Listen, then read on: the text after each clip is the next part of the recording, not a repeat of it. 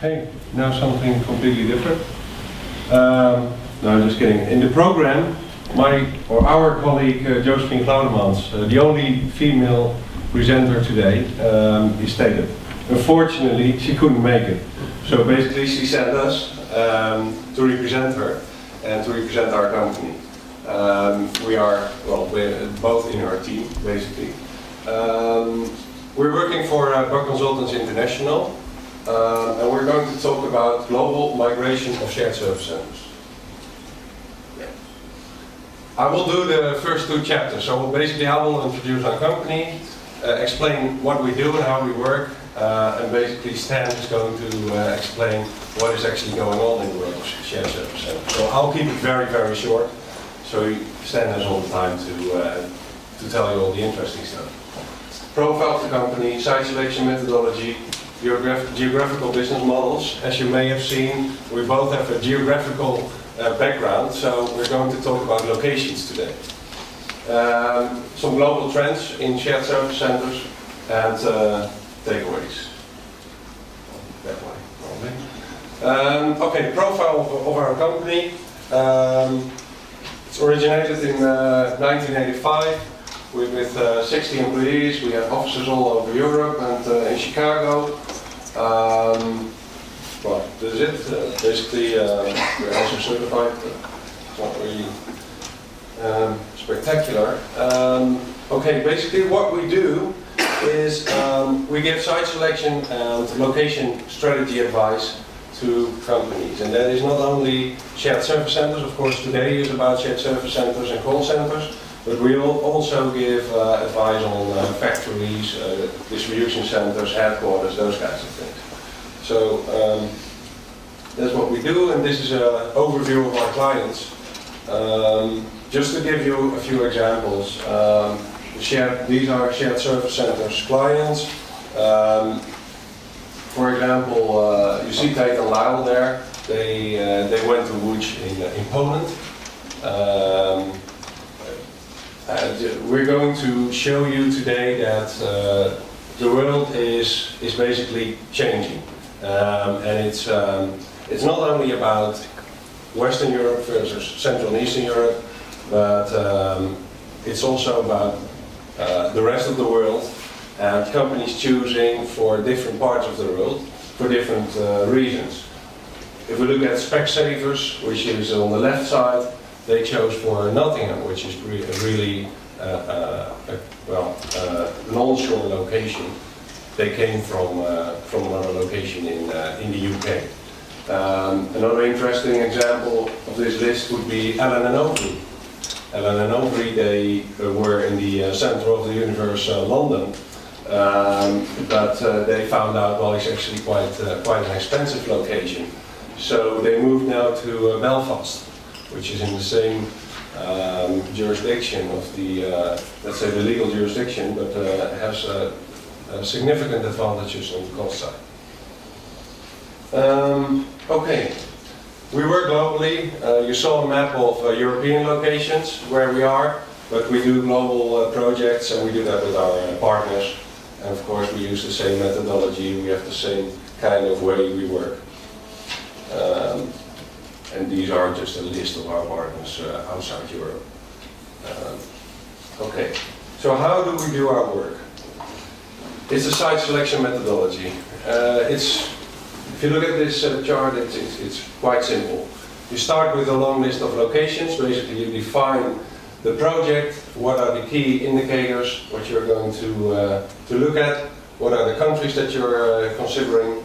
Then you make a long list of locations, you assess those, you narrow down to a short list of locations, and in the end you find the best location for your project, for your shared service center in this case. We do that not only for costs, but also for quality factors and risk factors. Risk factors is sometimes part of the quality factors and sometimes it's a factor apart. Which cost factors? Labor cost is of course the most important one. In some projects, transportation costs can play a role, but not for shared service centers, occupancy costs, etc., etc. And quality factors, it's labor availability, all those kinds of things, and you see that more detailed here. Really, in shared service centers, call centers, back offices in general, labor cost and labor quality is the main driver. So it's 80% of your costs, and it's 90% even of the quality factors. Can you find qualified laborers? Can you actually, what else do we look at? What are the regulations in a country? Maybe this chart is easier to understand. What are the main factors of talent or labor, which what we look at? So it's the labor cost, it's the availability of labor, it's the flexibility of the labor code, the labor law, it's the labor regulations and the quality of life, which is actually mainly or only important for expats. And in the end, we have an overview of cost and quality. Costs are on the y-axis, reversed, so the highest costs are below. And the quality is on the x-axis.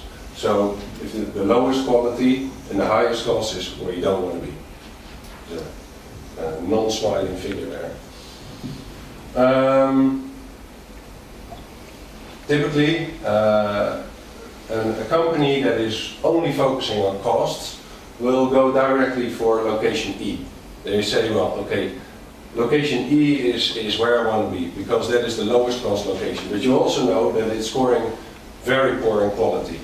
So what they will do is they will try to put more management in, for example, for more expats, to deviate the lack of quality that location has.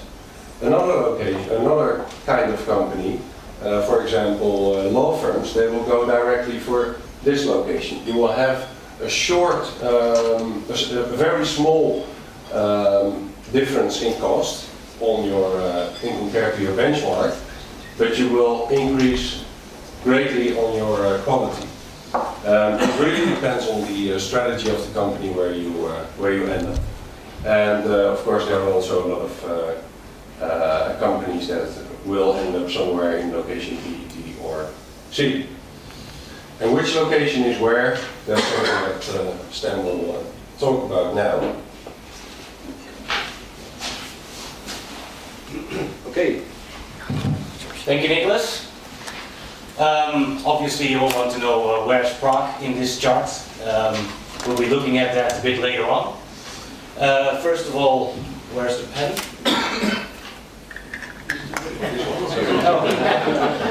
Okay. Location C. Magical pen. Location Nicolaas. All right.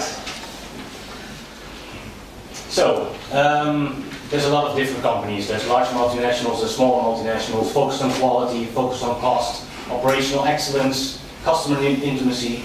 It can be all kinds of multinationals we're working with. All of them would be looking at their geographical business models one way or another. Some companies are already doing this for a long time. They've been optimizing their geographical business model. This means, where should I put what? Where do I put my manufacturing? Where do I put my services? Where's my head office? Where's my R&D? Some other multinationals are still in the starting phase. But overall, we'll be seeing, of course, the world is a marketplace, the world is flat, someone said once. There's an increasing global view and increasing global scope. Many international companies already have a global view, obviously. We heard about Shell today. They really have a global view. They have consolidated a lot of their shared services. And also we see that different activities are done in different regions. You have some more standardized activities which are, for example, outsourced to India. You have more high quality services which are nearshored in, for example, Central and Eastern Europe. Companies are constantly looking for ways to adjust their business model. This could mean that a company chooses to go to some place next year, and in 6 years they would go 200 or 300 kilometers further east, or in the case of China, further west, because of the changes to the economic reality in those geographies. Always companies will think, what's the right geographical scope for my activities? This is a balance. You have to benefit from scope and scale, you can consolidate as much as you can in one place, but you can also run into the problem of making your own problems. You get a very complex organization, very complex shared service center if you want to put as much as you can in one facility. That's why some companies choose to first move the first batch of functions such as finance and accounting, and then during time more and more functions will move there until they would say, okay, well, this is for now the optimum, and maybe we'll review it in 3 more years. That's why the size of centers would differ a lot. There's some large centers over 1,000, but not many. These are the largest multinationals and the BPOs. Other multinational organizations would more often have a center of 200 to 400 people and maybe only have a regional orientation. For example, Europe, or they have a shared service center for the Americas. Okay, what I just told you is put in a map. This is from 1 to 4 is generally an evolution. So companies would have regional service centers, first maybe on a local level, so within the boundaries of a country. Then they would increase their scope to a group of countries. If they want to attack different geographies with their products, maybe they want to outsource some of their activities to local centers. Then on 3 you can see this is a model we see a lot, that you have a shared service center for each main geography, one for the Americas, one for EMEA, and one for Asia Pacific. The more evolved companies, they would have an optimum solution for each of their activities. So what standardized activities can we, for example, give to an outsourced company, to a BPO? What should we do ourselves? What can we do on a global scale? What should we do on the local scale? So then you would get like a hybrid model. That was too fast. Okay. Well, I have some examples. I won't name them all, but well, you can get a handout at the end because we have a lot of slides, and I'll go through some of them really quickly. Companies would think, what's our core competency? What's of strategic importance? What should we do ourselves? And what's a less core activity? What can we outsource? Well, that's on the y-axis. On the other axis, you can see what should have proximity, and it could be all kinds of proximity. It could be cultural. Do people have the same way of communicating as our markets do? It can be in terms of language. It can be in terms of time zone, of course.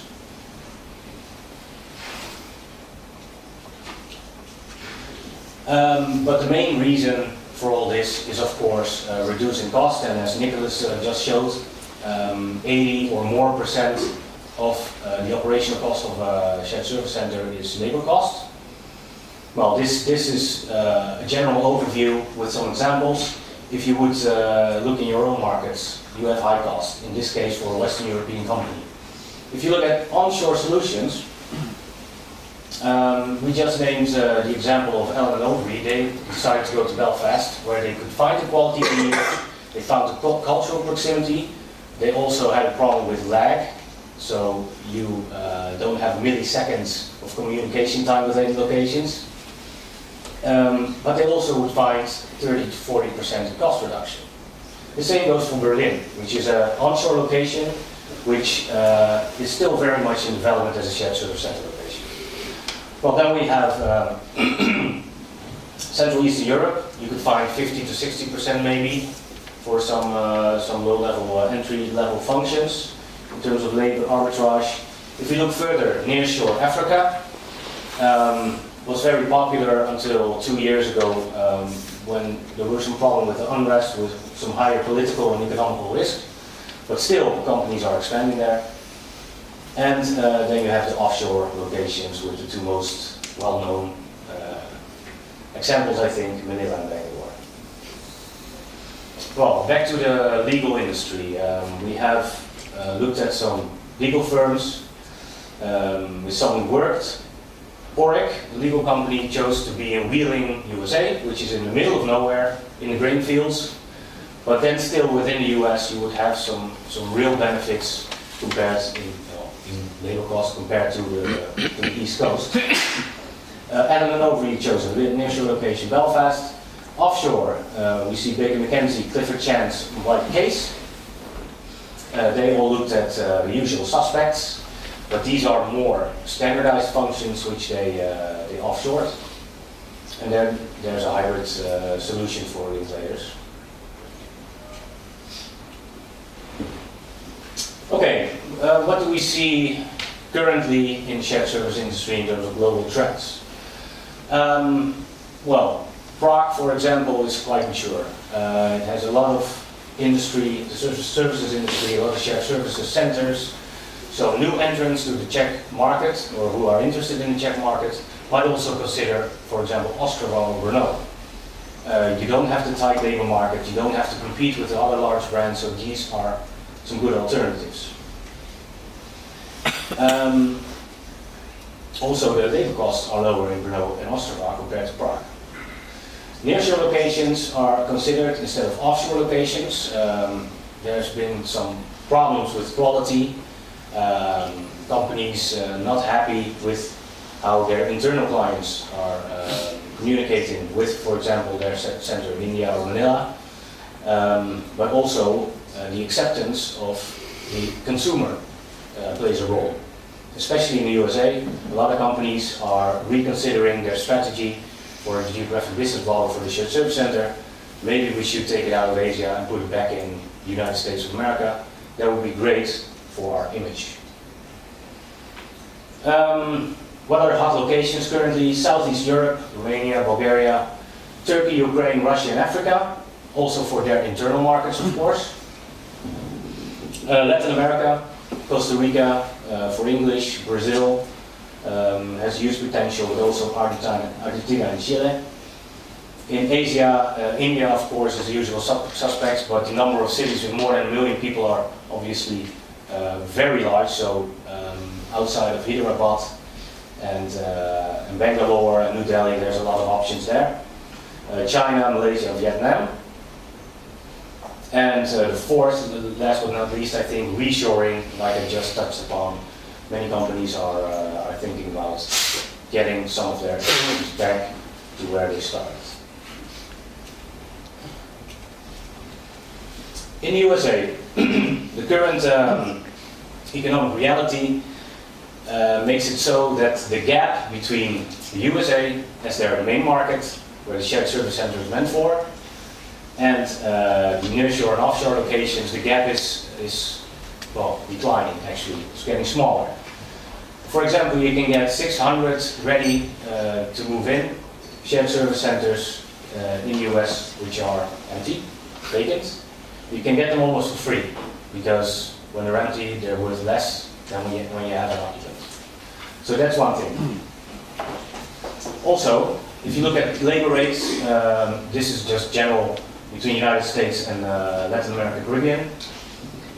The difference is still there, but if you look forward, for example, 5 years, if you have a wage escalation of 3% per year, and in the other regions 10% per year, the gap will get smaller all the time. Also, the benefits, social security, pension pay is lower, so the eventual employer's cost is lower as well.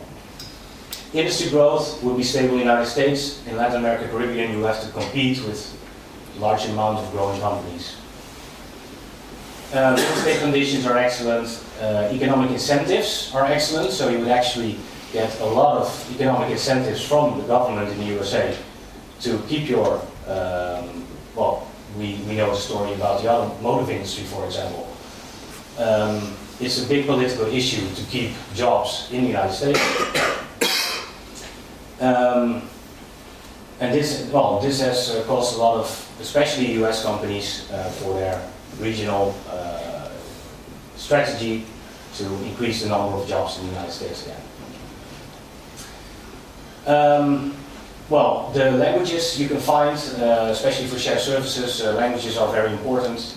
There are a few countries that have good English, which are Belize, Canada, Costa Rica, Guyana, Jamaica, which are the main ones.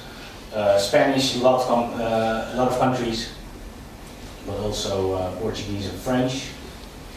So the languages are there. and the population concentrations are there.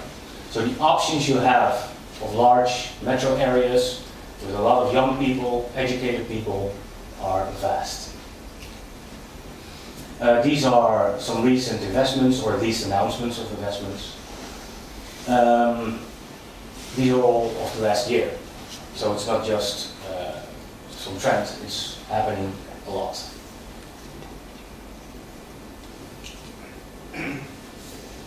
Okay, so far for the Americas, which is interesting, but of course we are more interested in what's happening in Europe. Well, just a small history. In phase one, during the 90s, shared services would be consolidated mainly in the markets where these companies were active. In phase two, some lower labor costs in Southern Europe. In phase three, the last decennium, we've seen a lot of shared services or moving or being created in Central and Eastern Europe. And what's happening now is that some of the more eastern regions are becoming more interesting. Of course, we have a European single market. A lot of regulations are being, well, they are the same under EU regulation, obviously. So there's a lot of options outside Central Eastern Europe.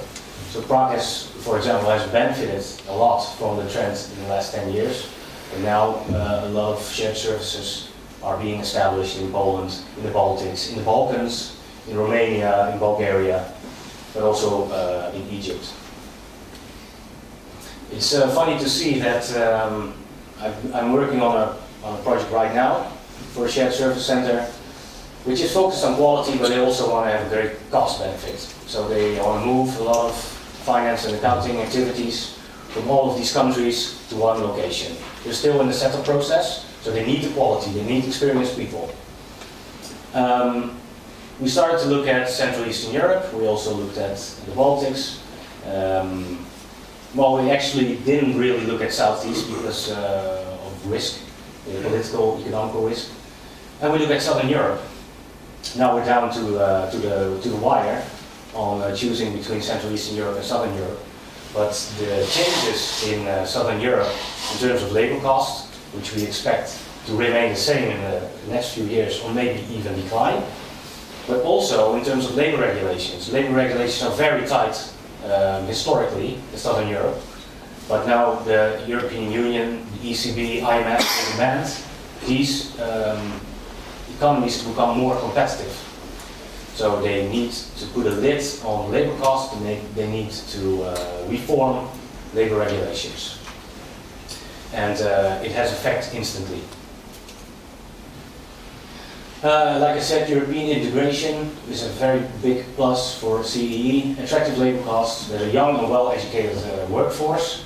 The output of cities in Eastern Europe is well, relatively incredible compared to Western Europe.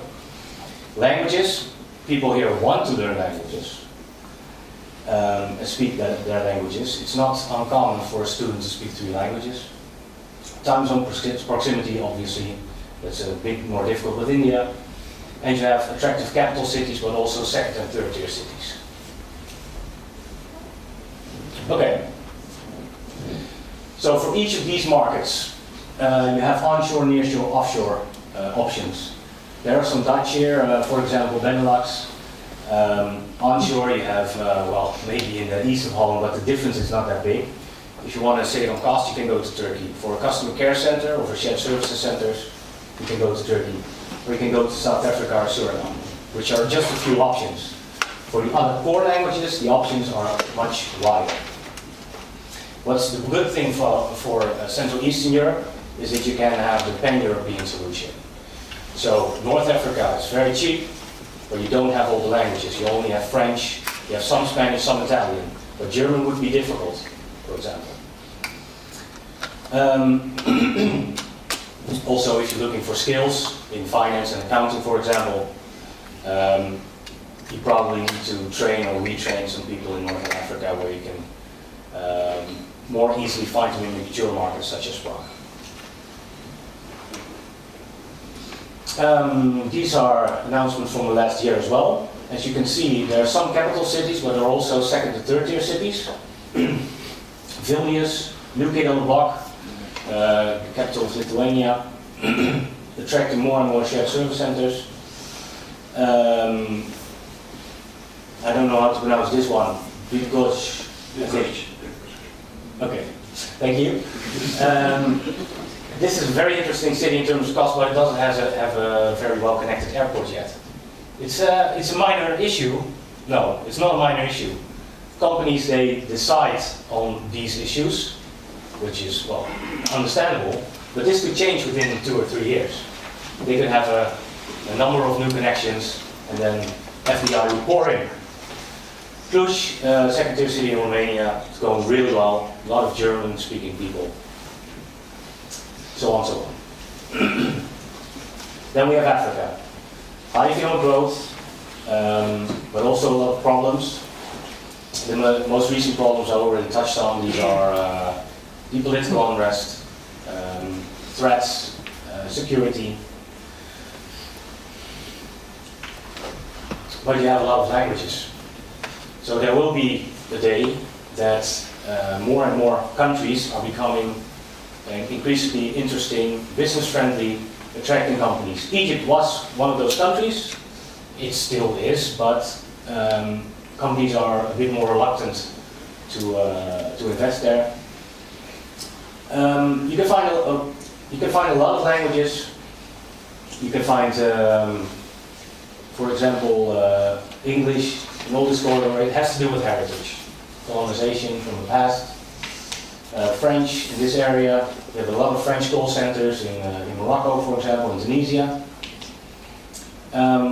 So maybe not within a few years, but there's a lot of potential here for shared services as well. Example of support centers in Africa, not just a trend, it's actually happening. A lot of big names, a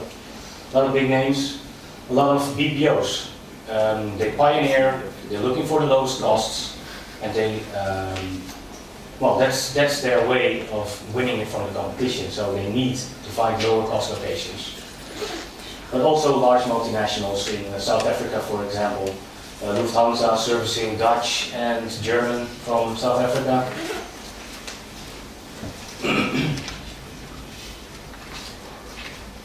Some recent African back office investments. In Egypt, these are mostly expansions.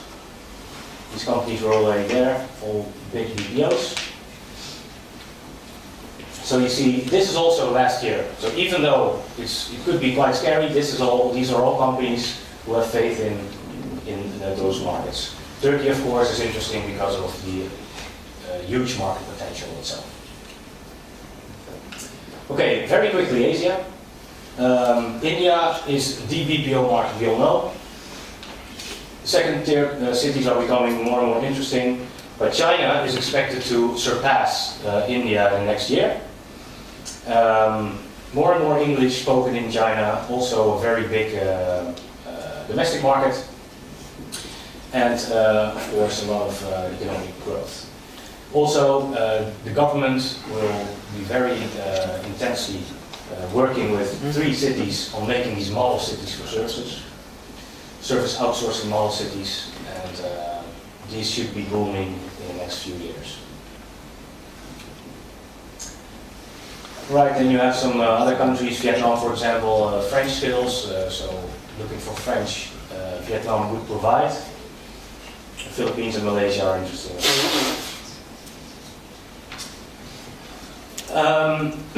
Well, just a short focus on China. It has a lot of pluses. You have low labor cost, you have a lot of people obviously, you have a very cooperative government.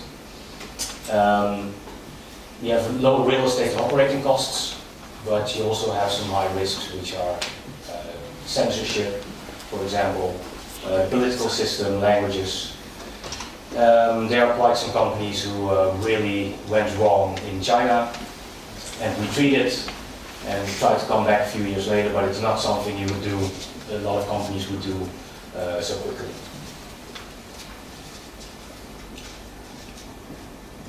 We're really fighting with this one. Okay. These are some multinationals in shared service centers in China. Okay, Currently, companies are rethinking their global service delivery strategies, coming back to the start of our presentation. A lot of companies have gone to Philippines, India, China. Labor-intensive activities are, well, you can get like an 80% cost benefit there, but the quality could be poor, so we see a reshoring trend. Not all activities, but activities that are focused on quality, customer intimacy, voice-related functions, less standardized, that would go back. Other activities, which are, for example, in Hyderabad, they could move to cheaper labor cost locations, for example, Colombo in Sri Lanka. And you see a reshore activity towards the USA, also from a political perspective. Some examples: Chrysler, AT&T, Dell, United, Morgan Chase went back to the US, not with all of their activities, but with a significant part. Back to Europe, British Airways, E.ON, and Santander, which I'll give some more details on. Santander actually said, and this is an official quote, "Dealing with an offshore center is a frustration that can lead to dissatisfaction." This is something a lot of companies heard from their customers. And this bank, they took it quite seriously, and they moved a big number of people back to the UK. Also, it's not just quality. Like I said, the gap is becoming smaller. So the wages in India are increasing quite fast. The wages in the UK aren't.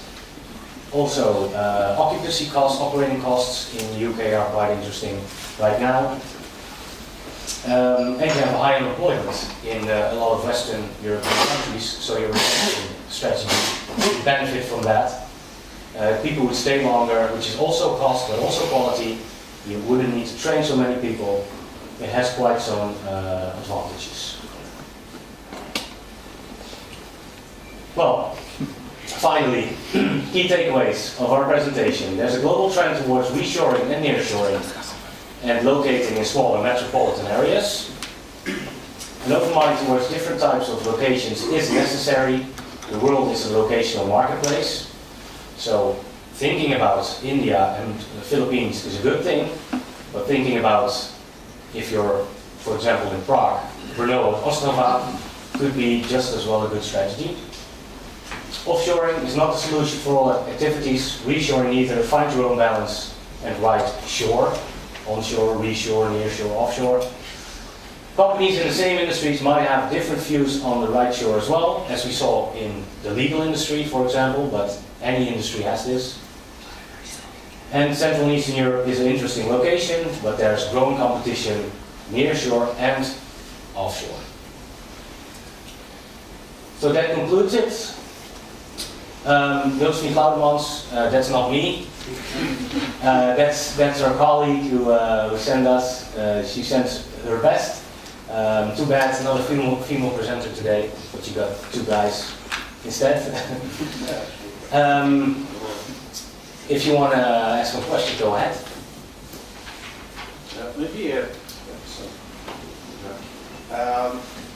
Do you have an idea of the difference of cost between an employee work in Prague, between one in Bangalore, for in terms of percentage? I know what kind of employee? Well, I'm ready for that. I've been looking at the figures this week, and there's a huge difference, especially if you're looking for skilled people. You would get a big benefit in Bangalore. In percentages, well, it's probably more than 50%. It's not 80%, but it's probably more than 50%. And some entry-level jobs, career analysts, something like that. From fresh graduates, it's probably more. Even more. Yeah, yeah.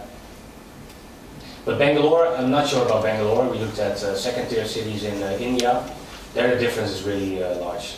In Bangalore, you have the problem that you have a lot of job hoppers looking for a good salary. having a lot of brands they can choose from.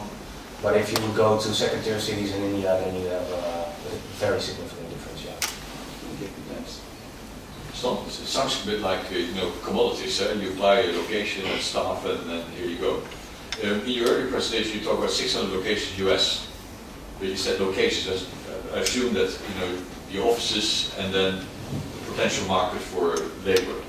Or when you talk about 600 locations, Yeah. sounds a bit like lock, stock, and barrel. Yeah. There's a center, you get all the staff with it, or Oh no.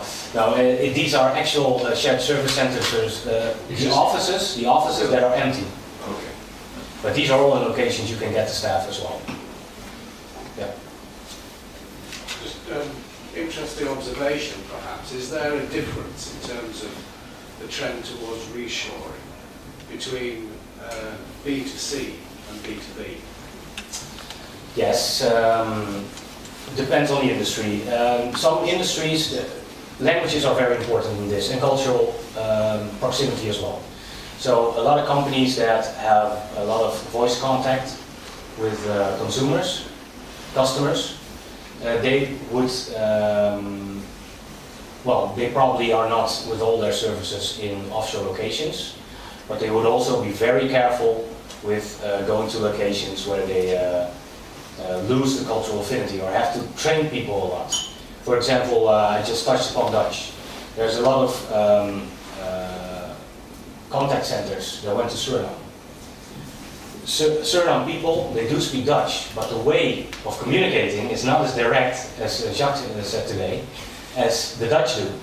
So there was a big, not a fight, but there was a mismatch. So a lot of these activities were reshored. This is just a small example. If you look at business to business, the business they are working with they are more comfortable with working with different cultures. So the reshoring in these activities might be a bit less. As well. Yeah. Does the increased focus on sustainability in Western Europe and America influence the decision to outsource?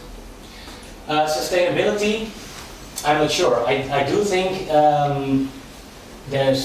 sustainable, driving a business in a sustainable manner. Yeah. More and more companies are choosing for a location that is sustainable for their activities. That's true. So they are more reluctant to go with the flow and go where other companies go, which was something that happened maybe 10 or 20 years ago. So they would rather choose a location they know they will be fine for a long time, and which is politically explainable as well, and maybe pay a bit more. They are really afraid of the risk of wage escalation. It happened in some locations. It happened in Warsaw, it happened in Krakow for a bit, it happened in Prague even. If hot locations are really hot, then you can have problems 4 or 5 years later. What I mean with sustainability is more, I know the Dutch expression, but maatschappelijk verantwoord ondernemen, social corporate responsibility. Social responsibility. For the US, definitely. So keep your own people at work, but I'm not sure if this goes for Europe, actually. Maybe for some companies, but it's not a big trend.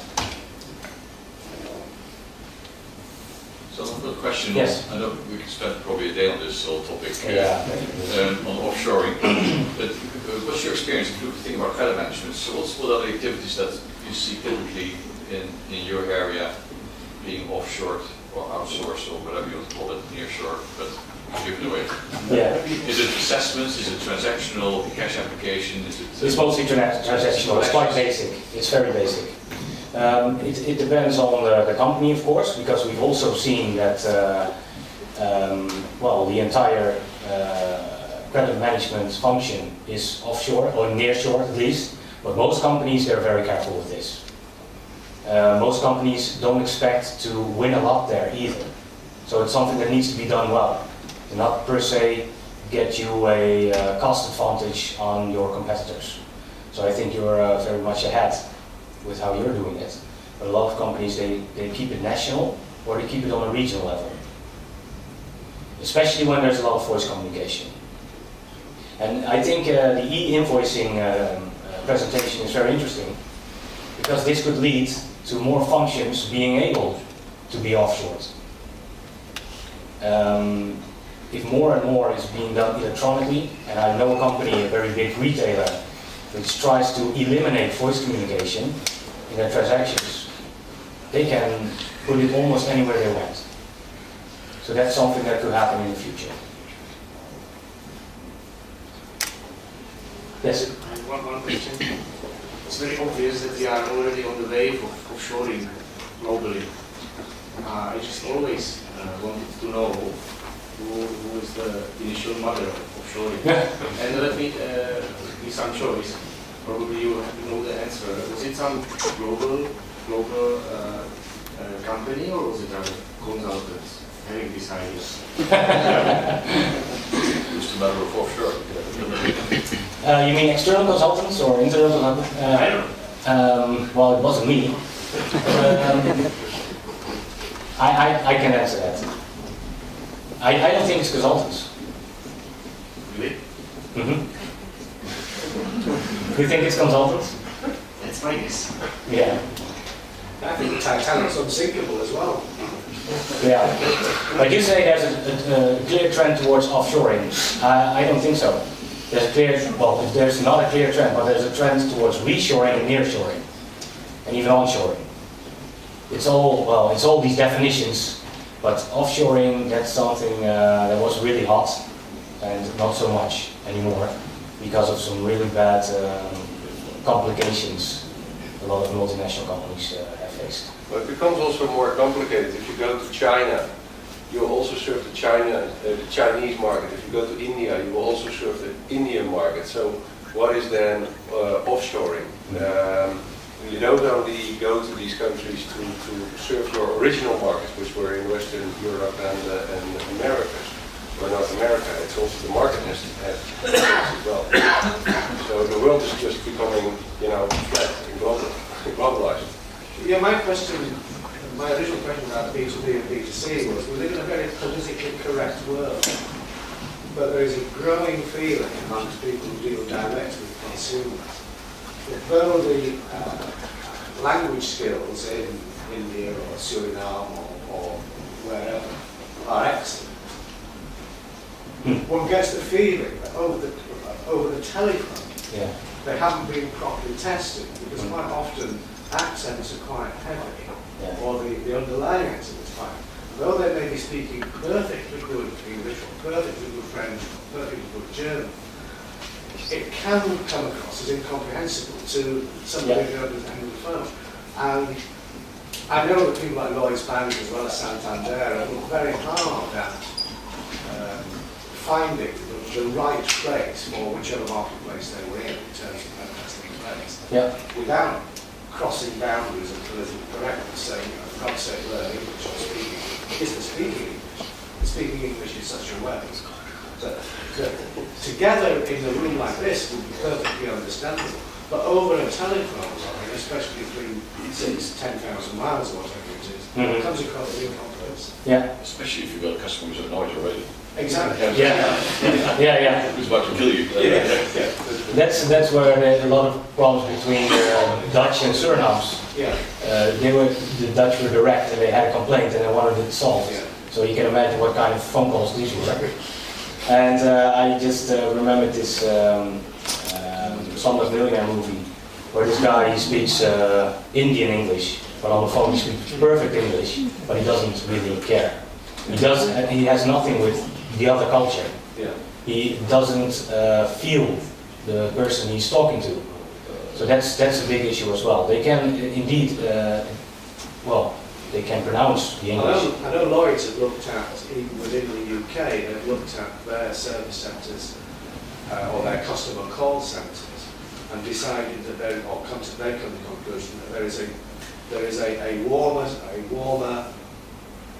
feel to a voice from, say, the northeast, you know, than from the southeast. That, you know, the northern, whatever it is, sounds better on the telephone. Yeah. Sounds more sympathetic or empathetic than the one from, you know, the southeast. So it's very important. I was just talking with one of the guys from Shell about the Portuguese, which is so much different in Brazil, for example. People speak the languages, but there's a lot of different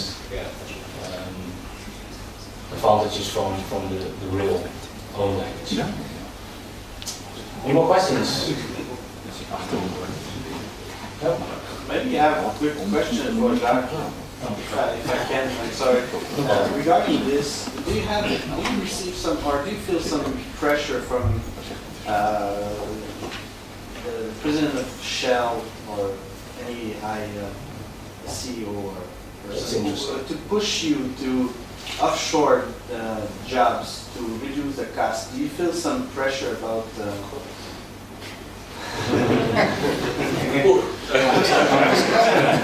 Can I buy you a beer later on? Sorry, I'm just have to be careful here because we've got one of the operations managers from Pakov here. Is there pressure? Yeah, there was a huge pressure, and then it is. That's why I asked the question: how far do you go? Because it starts with transactional cash application allocation. It's just allocating cash to bank account. Nothing can go wrong. Then it's well, we still have all these people, still this continuous cost pressure. Oh, what do we do more? Or let's send a small assessment, so up to 10, 20, 30,000. Oh, so that's offshore these. Then there's still the pressure because they're really pushing, and that has stopped now. Now what next? They look at credit because that's where there are 1,000 people, so you can see already what the budget is. And that budget has dropped enormous. So we did a great job there, but it continued the pressure. So then you get into the dangerous area. Okay, where do we cut next then? So where do we go next now? And as the guys know from the team here, that collection. So we had a situation in the UK, in Wintershall, where we had some of you know, 18 people. In the end, we had to go so far that we had to go down to 5 people. Of these 5 people, we took the opportunity also, because we said the bar is rising, that you say, well, we need to get rid of 2, because they don't need what we need, the requirements. So we ended from 18 people to 3. And then we got 2 people there. So it's a very complex exercise. And to say it in plain Dutch, we pissed off a lot of people. So it impacted motivation. So yes, there was enormous pressure. So I think if you look at, from the total staff, we've got 3 centers. So Manila, Krakow, Glasgow, and I think Krakow we've got now 226 people. I know we're arranging the Christmas present. We've got 61 in Manila, and we've got I think 27 or 30 in Glasgow. Out of the 4, so you can do your calculation rate that the majority sits now offshore. And it's a challenge, so that's where it stopped, because we said, okay, what can we do more? So migrations are over, we've done it all, and now it's how you optimize it. How do you work together as one team? How do you approach the customer? So that's another challenge. Does it answer your question? Yeah. Okay, thanks. Any more? Sorry. No problem, thank you. Okay, thank you. I'm really sorry, but we need to get our plane as well. But if you're interested in having something to read on your way home, we'll put down some handouts, and if you have any questions, please let us know. Thank you.